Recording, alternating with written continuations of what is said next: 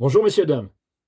Cette vidéo pour vous parler d'une fusillade sur l'autoroute A41 entre Chambéry et Grenoble, sur fond de grand banditisme. Je vais donc vous passer la vidéo et donner mes commentaires, mes conseils et mes avis.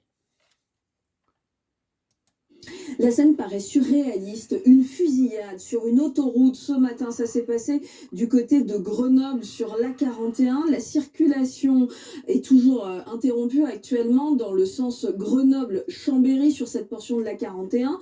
Vous voyez sur ces images l'un des véhicules impliqués. Impact de balles notamment sur la vitre conducteur. Oui, donc pour vous dire déjà, cette violence, cette grande violence, à l'aide d'armes de guerre, encore, fusillade, sur notre territoire, dans notre pays. C'est à se poser des questions. Sur l'autoroute, là, cette fois-ci, il n'y a plus de mesures. C'est inadmissible.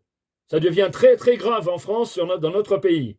Donc je vous le dis, là, dans les médias, ces personnes, ces grands criminels, au mépris de la vie d'autrui, mettant en danger les usagers de la route, quels qu'ils soient, il peut y avoir des enfants, des femmes, dans les véhicules qui sont autour d'eux, sur l'autoroute. Vous imaginez le nombre de véhicules. Donc c'était dans la matinée, à une heure où il peut y avoir pas mal de véhicules, puisqu'il était à peu près, je crois, 10h, 10h30. C'est inadmissible. C'est grave. C'est grave. Sur une autoroute, dans les quartiers, dans les villes, à l'intérieur des centres-villes, sur des façades de particuliers, contre des édifices publics et maintenant sur l'autoroute. Là, on a dépassé les bornes en matière de criminalité sur notre territoire. Ces gens-là, sans foi ni loi, n'hésitent pas à mettre la vie des autres usagers en danger, la vie des citoyens, de grands criminels. Je continue. Romain et Turin, que s'est-il passé ? Eh bien oui, vous l'avez dit, c'est une scène complètement surréaliste. Imaginez un petit peu, pour vous expliquer, là nous nous trouvons à proximité de la rocade grenobloise avec l'autoroute A41 juste au-dessus de nous. Et c'est ici, aux alentours de 10h30 du matin, que plusieurs échanges de coups de feu impliquant deux véhicules ont eu lieu. Vous l'avez dit, un premier véhicule a été retrouvé criblé de balles. Les forces de l'ordre se sont succédées depuis ce matin pour procéder aux premières constatations. Et le premier bilan fait état d'une victime âgée de 71 ans qui serait vraisemblablement reliée au monde du grand banditisme. Les tireurs qui se trouvaient à bord du deuxième véhicule se sont enfuis. On ne sait pas encore si ces deux affaires sont liées. Ce qui est sûr... Oui. Je vous demande, vous ne vous posez pas de questions? Il y a quelque chose qui ne va pas dans cette histoire, dans cette affaire. On peut envisager plusieurs solutions sur cet échange d'armes lourdes, de fusillades. Que s'est-il passé? Un véhicule sur l'autoroute, suivi certainement par un autre. Y avait-il des véhicules, les questions qu'on pourrait se poser, y avait-il des véhicules à proximité donc des péages, en faction, faire des repérages pour le véhicule justement qui était ciblé, pour la personne qui était ciblée, ou alors est-ce que cette personne était sortie de chez elle en catastrophe et a pris l'autoroute pour fuir? Elle a fait comme elle a pu, elle était suivie, elle était repérée, ou elle se savait traquée, repérée. Donc une figure du grand banditisme. C'est incroyable. Il y a eu certainement des observateurs sur l'autoroute, des grands criminels, pour justement ne pas se tromper de cible, bien sûr. Heureusement, encore une fois, heureusement. Imaginez le nombre de véhicules, le nombre de conducteurs qu'il peut y avoir sur l'autoroute. Ils n'ont pas fait erreur. Donc, il était traqué ou surveillé. Les criminels qui ont tué cette personne et tiré sur ce véhicule avaient donc le véhicule identifié et peut-être ils savaient certainement qu'il devait passer à cette heure-là. Donc, il avait été en amont repéré sur ses habitudes, ce que font d'ailleurs les grands criminels. Ils connaissaient ses habitudes, ils ont étudié ses habitudes, ils ont étudié sa façon de se déplacer, et bien sûr son véhicule. Il l'avait identifié pour le tuer. Donc bien sûr un assassinat, avec bien sûr meurtre avec préméditation. C'est étrange, c'est curieux. Cette affaire est très curieuse, je vous le dis. J'étais fonctionnaire de police, je me pose plein de questions. C'est quand même étrange sur une autoroute. Ça serait chez lui, ça serait devant chez lui. Je ne sais pas, ça serait peut-être dans un supermarché ou aux abords d'un supermarché, ou éventuellement dans un bar, vous voyez, dans un site fermé. Ça pourrait se comprendre, mais là, sur une autoroute, avec le nombre de véhicules qu'il peut y avoir, je vous dis, il était peut-être repéré, tracé, ou il y avait peut-être des observateurs sur l'autoroute pour ne pas le louper. Donc, à mon avis, il ne devait pas être 2 ou 3, il devait être beaucoup plus, peut-être même voir plusieurs véhicules, en attente, à l'observation, avec bien sûr l'identification de son véhicule à la victime. C'est ce que j'en pense. On verra ce que donnera l'enquête, mais c'est très étrange. C'est une affaire très étrange. Un assassinat d'une étrangeté, d'une bizarrerie assez peu commune. Je vous le dis. Je ne me rappelle pas, quand j'étais en anticriminalité ou autre, une affaire de ce type, sur une autoroute.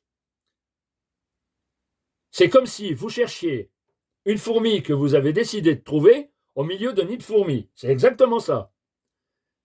Donc, il se pose un sacré problème au niveau de cette affaire.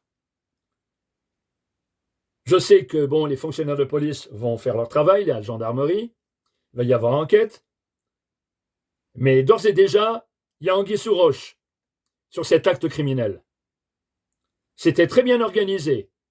Je pense que cette personne avait été repérée au départ de son domicile ou observée sur son parcours, avec des habitudes, je vous le redis, dont les criminels avaient connaissance. Je continue pour la vidéo. C'est qu'un véhicule a été retrouvé calciné à Saint-Martin-d'Air, un petit peu plus loin, qui est aussi connu pour être une plaque tournante du deal. Le parquet de... C'est la mode. Les criminels maintenant, que ce soit trafiquants de drogue, terroristes ou autres, c'est la mode. Malheureusement, une mode criminelle. Effacer les traces et indices pour éviter la recherche par les forces de police, la police scientifique, la recherche de traces et indices pour retrouver les coupables. Imaginez cette organisation incroyable. Ça existe depuis quelques années, mais c'est quand même d'un caractère assez ingénieux pour échapper justement aux interpellations. Là, ils ont encore mis le feu, ils ont tenté. Apparemment, le véhicule n'a pas brûlé complètement. Mais je vous dis, le feu efface tout. Je continue. de Grenoble a annoncé ouvrir une enquête et vous l'avez dit, cette portion de l'autoroute A41 en direction de Chambéry a été fermée tout au long de la matinée et commence seulement à rouvrir, mais on voit encore des dizaines et des dizaines de véhicules passer par des chemins alternatifs, ce qui a créé pas mal de bruit. Donc imaginez, ce n'est rien à côté de la criminalité de cette affaire. Mais les problèmes économiques, les gênes économiques, les transports, les personnes qui allaient à leur travail, pour affaires ou autres. Imaginez le coût que ça peut avoir sur un acte criminel comme celui-ci. Être obligé de fermer une autoroute. Imaginez les conséquences et les retours avec le temps, dans les jours à venir. Pour les chefs d'entreprise ou autres. Pour des gens qui avaient des rendez-vous importants, significatifs dans leur vie. Donc ça, c'est les répercussions. Je vous parle de tout ça, car on ne pense pas à tout ça. Vous, tout un chacun, vous n'y pensez pas. Peut-être certains. Mais j'ai été formaté par mon métier de police, donc j'ai vu les tenants, les aboutissants, sur la criminalité en tout genre, sur les délits commis par des délinquants, des malfrats. Je continue. On voit sur la circulation grenobloise ce matin. Avec Raphaël Blandalour. Bonjour Yannick Biancheri, vous êtes secrétaire départemental Alliance Police Nationale de l'Isère. La victime a été identifiée, il s'agit de Jean-Pierre Maldera, cet homme avait 71 ans. C'est une figure connue du grand banditisme. Donc, vous avez vu l'âge de la victime, un criminel notoire, bien sûr, du grand banditisme. L'âge, 71 ans. Donc, on peut penser qu'il continuait à trafiquer, faire partie du grand banditisme, il gênait. Donc, bien sûr, comme dans le passé, les plus jeunes éliminent les anciens pour s'accaparer des territoires ou bien évident des affaires criminelles en cours ou à venir. 71 ans. Un grand-père. C'est pas croyable. Je continue. Dans l'agglomération grenobloise.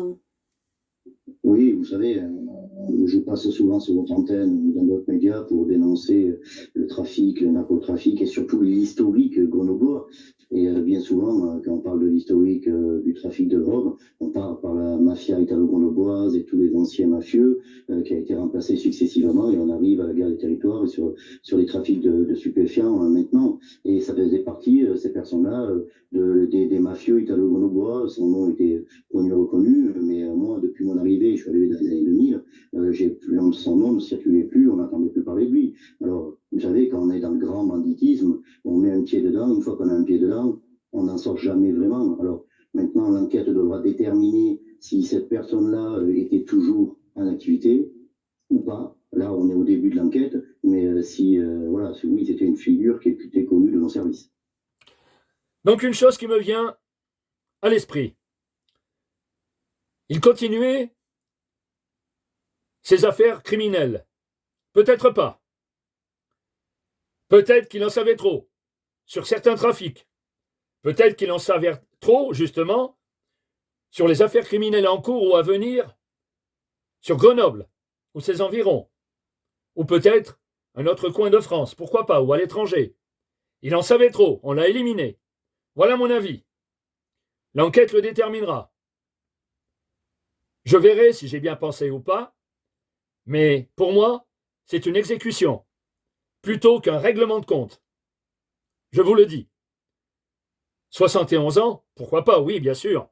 S'il est alerte, il peut très bien faire de l'ombre aux jeunes trafiquants, aux jeunes criminels, aux groupes organisés actuels, alors que lui, il est parti donc du grand banditisme des années passées, mais je pense surtout qu'il avait des connaissances sur le milieu, mais sur le milieu d'aujourd'hui.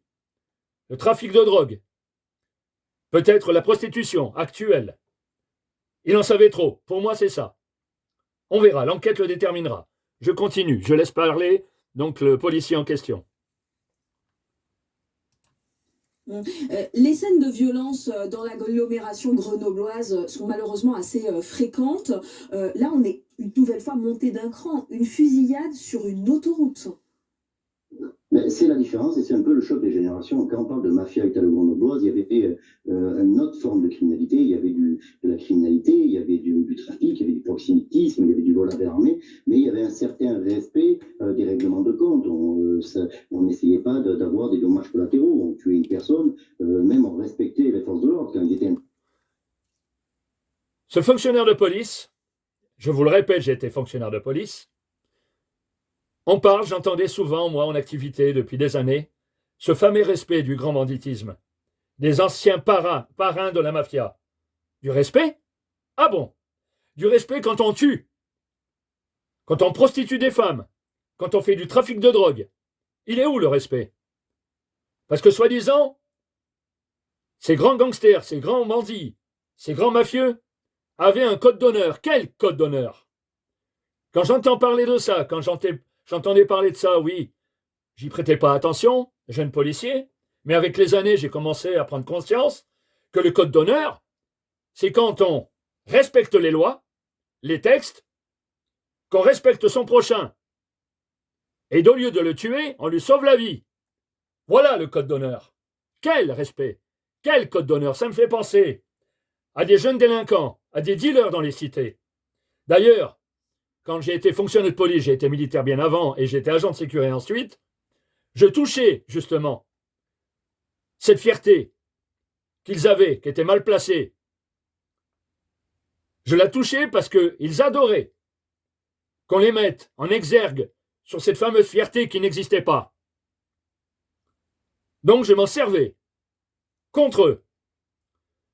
Donc le respect, le code d'honneur, Où? Où est-il? À tuer? À enlever des vies? À créer des drames? Tout autour de soi? Et à prostituer des personnes de sexe féminin? Il n'y a pas de respect, il n'y a pas de code d'honneur. Là, je ne comprends pas. Peu importe. Je ne juge pas ce fonctionnaire de police, mais pour moi, il n'y a pas de respect, il n'y en a jamais eu. Je n'aime pas entendre ce mot respect et ce mot code d'honneur sur de la délinquance et de la criminalité. J'ai passé toute ma vie à établir l'ordre, à faire respecter les lois, à protéger les biens et les personnes, à tout donner pour la nation, ma patrie et les personnes qui étaient autour de moi, les administrés, les citoyens, à protéger. Je ne pense pas qu'ils soient contre mon avis. Je continue sur cette vidéo. Interpellé, il me donnait les mains, menottez-moi et amenez-moi. Voilà. Maintenant, on est dans une violence décomplexée. On le voit, il y a des règlements de compte. À partir de 14 ans, on n'hésite plus à exécuter des contrats. Donc, il y a un choc de génération. Ils n'hésitent plus à tuer n'importe qui, n'importe quand et n'importe où. Et les dommages collatéraux, ils s'en foutent un petit peu. Là, imaginez s'il a véhicule. Violence décomplexée, des jeunes, bien sûr, des ados, voire des enfants. Des ados avec des armes, qui sont commandités pour commettre des meurtres. Décomplexés, non, je ne suis pas d'accord. Ce n'est pas une criminalité décomplexée. Je suggère que les lois soient plus sévères, plus adaptées. Je ne suis pas juge, je ne suis pas politique, je ne me permets pas de me soustraire à cette autorité, à ces autorités. Je sais que nos politiques commencent déjà à prendre des mesures draconiennes. C'est très bien. Dans les prisons de haute sécurité et sur le terrain. Continuons, nous-mêmes, unissons-nous pour donner des informations, de la communication aux forces de police. Le nombre fera justement, je ne pense pas qu'on puisse éradiquer, mais ralentira toute cette criminalité. Il faut que notre pays soit en sécurité pour qu'on puisse considérer qu'on est en liberté et dans une démocratie, comme tout le monde le dit. Je continue. Qui a été impacté par les tirs, venait à avoir un accident, faire un chamboulement, percuter un autre véhicule. Et s'il y a eu d'autres morts qui seraient complètement innocentes, eux, ils s'en foutent. Voilà, c'est extrêmement dangereux. On rappelle le bilan, une seule victime, heureusement, dans cette fusillade sur l'autoroute. Oui, bien sûr, des victimes collatérales, comme en temps de guerre. Et là, c'est de la guerre de criminalité. Il faut leur livrer cette guerre à notre tour, en nous unissant, en faisant attention, en étant vigilants. Soyez prudents quand vous sortez de chez vous, quand vous rentrez chez vous, quand vous sortez de votre travail ou autre. Attention de ne pas être suivi. Attention à ce que vous dites en politique, sur vos idées, dans la rue. Attention de ne pas être écouté quand vous avez des conversations assez pointilleuses qui portent sur la politique ou autre. Faites attention. Je continue, bien sûr, des victimes qui auraient pu être dans leur véhicule au moment de la fusillade, à faire des drames familiaux ou autres. Quelle infamie!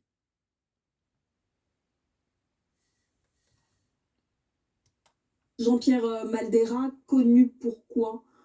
Il a été impliqué dans diverses affaires au début des années 1980, des associations de malfaiteurs, du blanchiment d'argent, extorsion de fonds ou encore proxénétisme en bande organisée. Mais une source judiciaire me confiait tout à l'heure qu'il se faisait depuis plusieurs années, au moins une dizaine d'années, plutôt discret.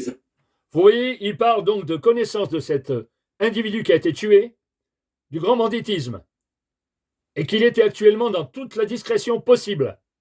Donc je vous dis encore, il en savait trop, comme il connaissait les ficelles, justement, de la criminalité, des modes opératoires, il a dû surprendre ou avoir connaissance de groupes mafieux, de groupes criminels ou voire peut-être terroristes, puisque c'est un professionnel du crime.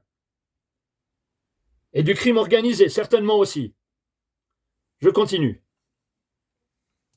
Ça ne veut pas dire qu'il avait cessé toute activité criminelle, ça l'enquête devra le déterminer, mais en tout cas il était passé en dessous des radars. Souvenez-vous, Ashley, début février, il y a une autre grande figure du banditisme qui avait été assassinée, cette fois-ci à Marseille. C'était le dernier grand mafieux des années 80, marseillais toujours en vie. Il était âgé de 70 ans, André Sermolacci, alias le Gros Dédé, qui avait été assassiné.